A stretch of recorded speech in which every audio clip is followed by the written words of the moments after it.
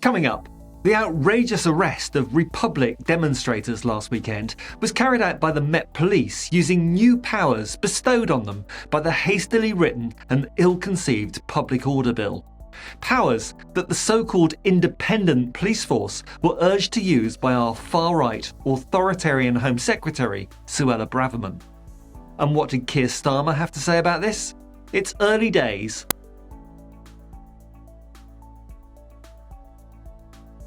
He refused to commit to repealing this latest legislative attack on civil liberties, the latest example of Starmer frustrating progressive voters such as myself by appearing to follow the Tories in a constant drift to the right. Of course, his about turn on Brexit is an even more obvious example of this. But there are those who argue he's doing the right thing, that he'll move towards a more radical programme once he's installed in Downing Street, and that the English local elections earlier this month proved he's on the right path to a general election victory, something that was unthinkable back in 2019. It was a very good set of results for the opposition parties, though many pundits suggested that it was more a vote against the corrupt, incompetent Tories than a vote for Labour or a vote for the Lib Dems. But to be fair, I think that's usually the case with opposition parties. And as the Tories continue to crash and burn in the aftermath of those election results, as Brexit becomes ever more unpopular with the electorate, and as infighting on the good ship Tory intensifies, is it possible that Starmer has chosen the right path to victory? Stay tuned. I'd really appreciate it if you'd hit the like button, subscribe, and above all, share a link to this video with your social media contacts. Voters in this month's local elections in England saw through Sunak's efforts to present himself as the technocrat, cleaning up the mess left by 13 years of Tory government that have left the country broke and public services falling apart around us. The governing party were absolutely stuffed with losses of over 1,000 councillors from what was already a very low base, exceeding even their own worst fears.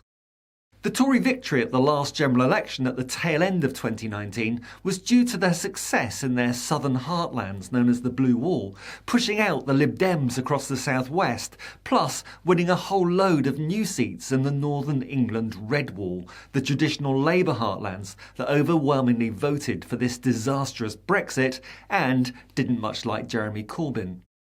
But this combination is collapsing, as Brexit has proved to be every bit the disaster predicted by the experts. The Lib Dems are resurgent under the inoffensive Ed Davey, and Starmer's Labour are judged to be better than the Tories on nearly every policy area from the economy to the NHS. But that said, there seems no great love for Labour amongst the electorate. Yes, the party overall had a good result, but not a stunning one.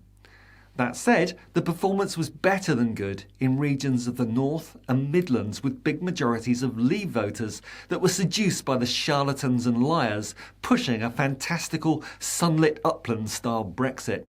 These areas returned to the Labour fold in quite stunning numbers. In Remain-leaning areas of the South, filled with graduates, ethnic minorities and younger voters, the Tory vote also collapsed further. But these votes went mainly to the Liberal Democrats and the Greens rather than to Labour. I was listening to James O'Brien on LBC earlier this week, and he was talking about Keir Starmer's positioning for the next general election. Labour are still clearly ahead in all the polls, and it's looking very likely that they will form the next government. And the Tories are continuing to implode and fight their internal battles. The metaphor that James O'Brien used was that Keir Starmer is wearing ice skates, holding a precious Ming vase, trying to get to the other side of the ice rink with the vase intact. He's skirting around issues, trying to distance himself from radical policies or talking points, knowing that this path will take him to victory. Viewers of this channel will have their own opinions about these tactics, whether Starmer is doing what he has to do or whether he's just a red Tory. And do feel free to leave your comments below. But so far, you can't argue that it's not working. But it's a risky strategy, because one slip and you hand victory to the Tories. And even if you don't, you're alienating the radical Labour vote on the left and diminishing your appeal to natural Labour voters across the board. Labour's current lead may be sizable, but it appears to be a very fragile lead, with the English and Welsh electorate overwhelmingly being anti-Tory rather than pro any particular party, Plaid Cymru aside perhaps. And as for Scotland, with the recent travails of the SNP, Labour may be hoping for some kind of breakthrough come the next general election, but that seems far from certain at this point. To summarise, if Starmer succeeds with the slippery transportation of his Ming vase, it's all down to the performance of the Tories over the coming months. And Sunak has massive problems, trying as he is to cling on to a coalition of voters based on Brexit and Jeremy Corbyn's unpopularity. Sure, both the Brexit vote and Corbyn as Labour leader are both ancient history, but that's all Sunak's got. He owns the Tory mess 13 years in the making, as someone who supported Brexit and propped up Boris Johnson in power for years. Brexit was the start of the party's descent into crass populism, as every Tory candidate standing to be an MP at the 2019 general election had to swear blind allegiance to the Brexit project, which had the effect of seeing the more sensible Tories replaced by swivel-eyed loons on the far right of the party. It gave us people like Jonathan Gullis and 30p Lee, Mark Francois and Andrew Bridget, people that wouldn't have seemed out of place in the National Front Party of the 1970s. The result of this selection policy has caused so many of the Tories' problems after they willfully turned on their core constituencies, like the One Nation Tories in the south of England. Another huge problem for Sunak is that as Brexit becomes increasingly unpopular, Sunak and his team are resorting to stirring up the disgraceful culture wars with policies like the appalling Rwanda people trafficking scheme and encouraging the likes of Home Secretary Suella Braverman to use language redolent of 1930s Germany and Party Vice Chairman Lee Anderson to demand the return of hanging. Again, this extremist rhetoric is not landing well with the Middle England voters that the Tories rely on. It's the desperate positioning of a party that's been in power for 13 years and presided over the decline in our quality of life that voters can see all around them, in their streets, in their rivers, in their energy bills, the supermarket shelves, the NHS waiting lists, the failing justice system and other crumbling public services. The more that Sunak tries to retain the support of disgruntled Brexit voters by denying the damage that Brexit's causing, the more he gleefully announces inhumane policies, forcibly deporting asylum seekers to faraway dictatorships. The more he tries to stir up hatred against transgender citizens. The more time he spends attacking the woke publishers, modernising the outdated language of Roald Dahl, the more he is losing the support of the core supporters of the Tories, the blue wall in the suburbs and the south, and rural areas across Britain. These people liked David Cameron, and then, despite austerity and Brexit, stuck with the party from a fear of Jeremy Corbyn stoked by the right-wing media. Now, it's possible that over the next year or so, an economic revival, some tax cuts and a period of less turbulence in the government might win some of those people back.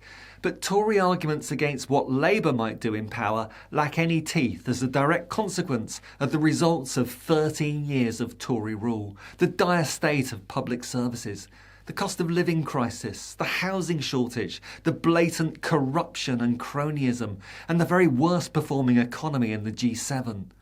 And Sunak has other internal problems to deal with too. The right wing of his party, by which I mean even further to the right than the very right-wing Sunak, are trying to revive their populist vision with 2 conferences this month alone. One is run by the Johnson fan club, which ludicrously still thinks a man deemed untrustworthy by 3/4 of voters could somehow rescue the party.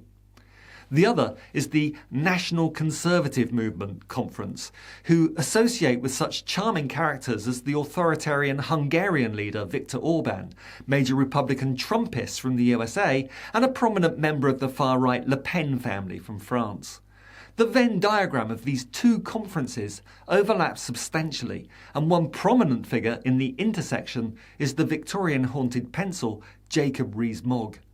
All this is what led to literally millions of voters voting tactically against the Tories in the English local elections this month. Will this be repeated at the general election?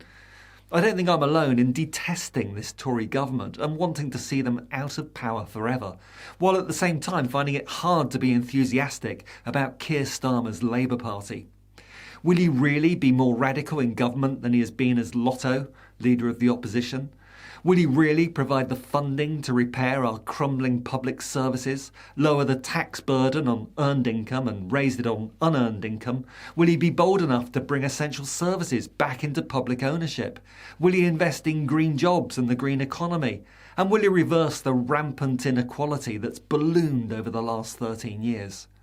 Well, I sincerely hope we get a chance to find out. And here's hoping that he surprises us all.